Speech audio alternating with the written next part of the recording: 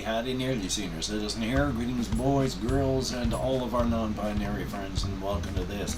A day where I have the fan on in the window, but that's just me. I keep my window open. Well, I'm not going to be able to here anymore because I'm moving by the end of the month, but I had the fan on in the window because I need constant air all the time. Thumbs up for that. I managed to sleep at least a little bit, a couple hours. Pain woke me around 5 in the morning. I stayed in bed as long as I could, but up early, but at least I slept a little bit, and hopefully you slept as well. That would be a very good thing. Up here, of course, I have my orb for pondering that has been taken over by a soft little squishy thing, of which I have quite a few of these soft, fluffy, squishy. Well, these ones aren't fluffy, they are squishy though. Yay! I like soft, squishy things. I like cute things. I like, stuffed animals and all sorts of things. But one thing I want to talk about, because this is deeply philosophical, right? Not really, but right over there, I have my monitor that I have my PlayStation plugged into. Further, on top of my dead Xbox, I have something standing on it. Between them, there is an orb weaver spider in her little orb. And she's been there for a few days, and I like the companionship, to be honest. I think it's really cool that there's a little spider there, but I feel bad because there aren't enough bugs in here. She's gonna starve, or she's gonna dehydrate and die where she is. So I kind of want to save her and take her outside, but that's not a guarantee that she'll live. Just taking her outside and putting her on the ground, she can get eaten by something, then her life is over. So my options are let her stay and have her starve, take her outside where at least she'll have a better chance, but also her options of dying really go up. But what do? It's not my responsibility. The only reason I feel like I have one is because I know of her existence. Had she been behind the monitor so I couldn't see her, she would live and die and I'd never know. But because I'm aware of her existence now, while I don't feel totally responsible, I don't want her to die either. I don't know what to do. The simple answer, of course, is, depending on who you are, is just kill the spider. But no, I like spiders and I like the spider companionship. I've got the long-legged cellar type spiders in corners and such like that, and I think I see a wandering jumpy spider in their little hammock up in the edge of the corner of the ceiling and wall up there. So that's another cool thing. But yeah, I don't want the spiders to die, but at the same time, for the spiders to live, of course, that means something else has to die. It is a system of resource competition on this planet. Desperate resource competition.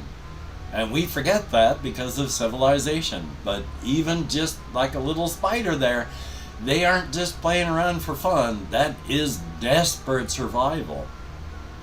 One thing that I do like, though, for like our domesticated and semi-domesticated animals, and then the smarter animals that are out there, there's not a lot of time for play for most of life's creatures. If you take time to play, you are taking time out of survival. And if you take time out of survival, you're not going to live to see the next day. So there's no time for play. But what I like is when you see things like rabbits, guinea pigs, goats, even cows, when they get happy, they have time to play, they jump into the air, popcorning.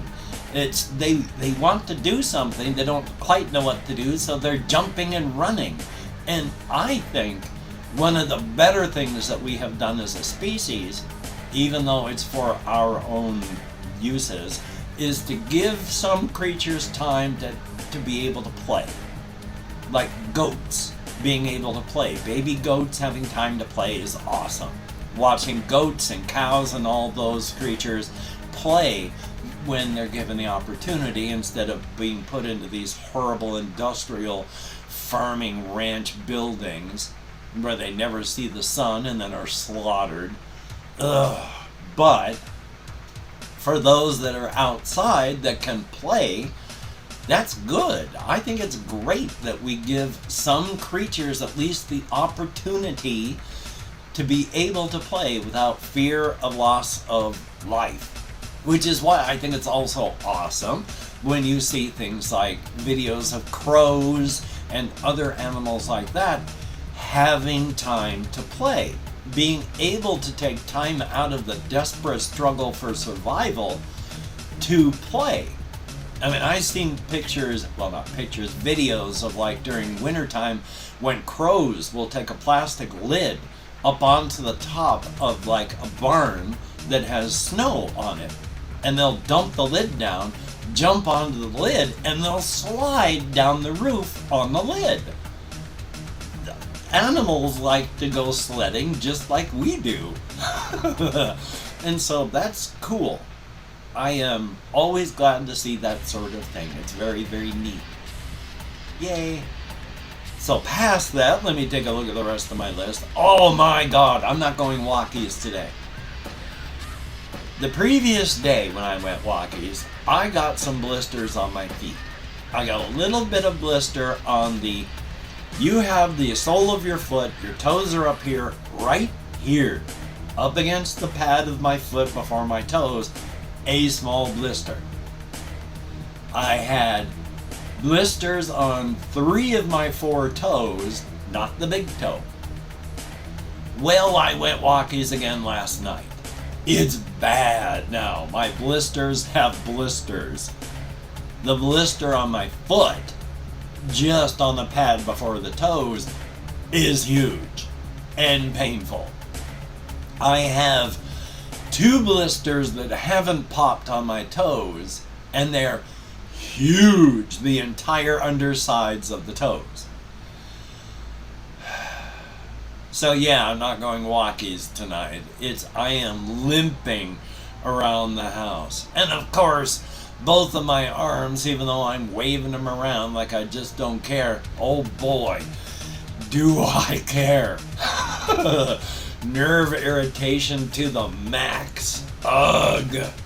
Again, that was one of the reasons I woke up. I mean, I didn't explain why, I just said pain.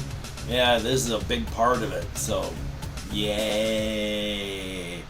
Didn't help that because I have to move, because I have to continue boxing stuff up, because I have to get stuff ready to go into storage, I had to bring another plastic tub home last night. They're not heavy, so they're not difficult to carry in that fashion.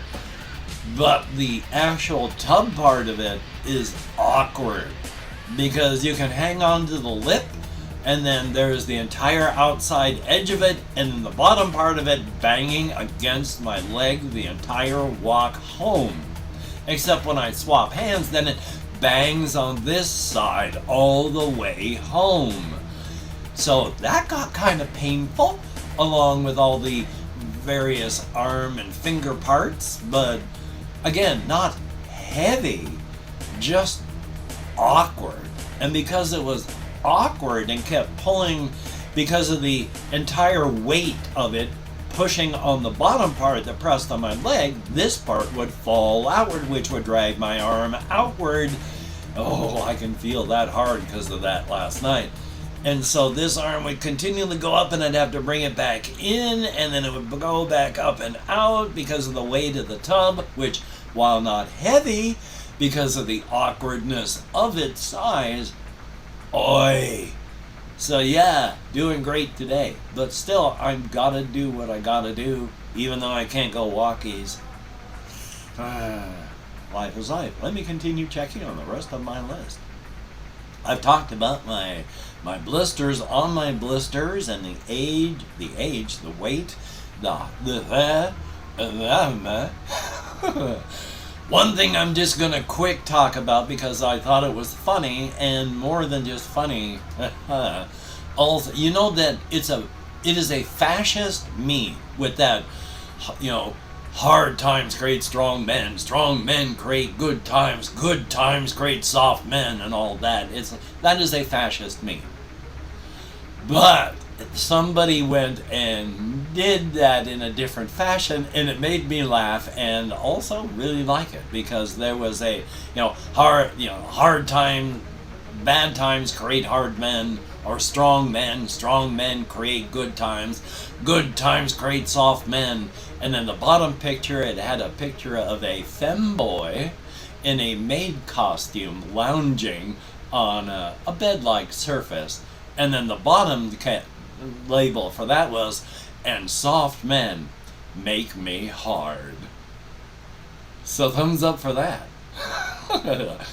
Now, one of the things I'm going to talk about is a little bit of my RPG stuff, and then a little bit of my creative stuff if I have time. Because on the RPG stuff, I have played for the channel, like For Against Darkness, great game, got a lot of supplements for that, so thumbs up. I would love to replay it for the channel as well as just for myself, but and so that's a great game. I want to continue playing things like Note Quest Expanded World, because I still like the character. The character that I would like to write about now is a story, Blorbo Orc Eater. Back when I did the game, the character was a gnome, Blorbo, and then I had to stop the game playing, but the legend of Blorbo continues, because Blorbo had to fight an orc. Blorbo killed the orc. Blorbo, because, hey, I'm going to show you that I won. The orc wanted to eat me. I'm going to eat part of the orc. So goes with the name now of Blorbo Orc Eater, and does not want to go back to life in the city, because his father is a fairly rich businessman, has a place ready for him to step in and have a life of, soft business work. But Blorbo now spends his time out in the wild, and when he sees an orc, he knows he's going to fill his belly. He can't eat an entire orc. He's a gnome. He's not that tall. But you can sure cut a pretty sizable steak off of a dead orc's haunch, fry it up, and eat that. Good old Blorbo Orc Eater. Thumbs up. So yeah, there's games like ones that were specifically made as big, huge games like Iron Sworn and Star Force, which is based on the Iron Sworn system, but Iron Sworn being a heavy-duty RPG made for solo play, Star Force being a big heavy-duty science fiction RPG for solo play, D100 Space, a heavy-duty science fiction RPG made for solo play, along with the D100 Dungeon solo play hardcore dungeon crawling. But there's more. There's games that aren't designed to be solo, that have solo rules official, and solo rules that you have to make up your own, like the game Scarlet Heroes, and another White Box, which is a hack of the game Swords and Chivalry, which is a type of old school Renaissance game. But you use Scarlet Heroes for the system, White Box for its bestiary, all the monsters within it, and then you get an oracle and you play that way. There's the game Forbidden Lands, another game that has beta solo rules that supplement solo rules in another book for the game, a bestiary. Why they put solo rules in a book of monsters, I don't know. But there's that, and it's not designed for solo play except for the beta solo rules. More great stuff to do. So thumbs up for that. Hopefully I'm not going to be homeless and die on the streets. That would be cool. And then lastly, I have tried thinking about all my creative stuff as best that I can with all the stressors going on in my head. Yesterday I talked a bit about the inside, the Razor's Edge, and what glamours were. Glamours, and when you gain the sight as both as a human being on where we live, on the razor's edge, which you're born with it, or on the inside, where again you're born with it. But you have the sight, which allows you to travel via glamours, which on the razor's edge is the only way to travel. And travel via glamour is just using a word that refers to like the old time fairy stuff, because the spells of the fairies were called glamours. And I just use glamours because of all, you gain the sight so you can see the glamours and use the glamours, so I call them glamours because of the sight. But really, it could be anything. Again, it's a glamour, could be anything. The only thing that a glamour really does, you gotta keep using it or you're gonna lose it. The only thing a glamour is just an anchor point as you travel from one location to another. And on a quantum level, everybody is sparking and trying to spark. Every location is trying to spark, but when you try to go actually somewhere to make a connection, that's when, boom, the connection's made. You hook your line to that, and you travel via micro layers to your location. And it's just a method of travel. However, there are some that also, especially on the razor's edge, 1 in 10,000 people there have an extra oomph. They get more. There's like old Ray. He's a guy that his bit of extra oomph, his extra universal chromosomes express extra. He is immortal. He's not invulnerable. He's in his mid-40s and will always be in his mid-40s until he finally dies of something. And he's 700 years old when the story starts. 800 when he decides that it's done, it's over, he's leaving. Life is too much. But 1 in 10,000 get that. 1 in 100,000 have that extra oomph on the inside, and on the outside here, well, we don't get that. So, yay. But still, there are those who have that extra bit of extra something. That's why when there is the little farming commune of Abernathy that has 3,200 people at it, when the time disaster strikes there is a beast that comes and has to, before it can go back to sleep again, has to eat 3,200 people, every single person in Abernathy. It'll take it about 2 weeks to get it done. It'll eat everybody except those 1 in 10,000 where ages back it had decided to let those live. And now it has to. It is stuck. It is in a rut it can't break out of. Those that have that are free. Now, her parents are eaten. All of her friends are eaten. All the people of Abernathy, except for her, get eaten. So that's not a wonderful thing? But really, she gets to live, so yeah, it is. But 1 in 10,000 have that extra oomph where you don't know what's going to happen, and they don't know. They may not even know that they have that extra oomph. So thumbs up on that. But past that, really that's all I've got for glamours and all that, and people that live on the inside. Just that life is life, and I'm doing my best, and I'm going to continue doing my best with all the awful things going on in my life. So yay! And I would like to thank each and every one of my Patreon patrons. These are beautiful and awesome people that help to keep me and my aging pet surviving. Thank you so very much. It is appreciated. Without your help, we would be hosed like Christmas monkeys. The worst sort of way to be hosed. Thank you to each and every person who has donated to my GoFundMe or in the past has donated to my PayPal. Greatly appreciated. Thumbs up. Yay. It is appreciated. Hokey smokes.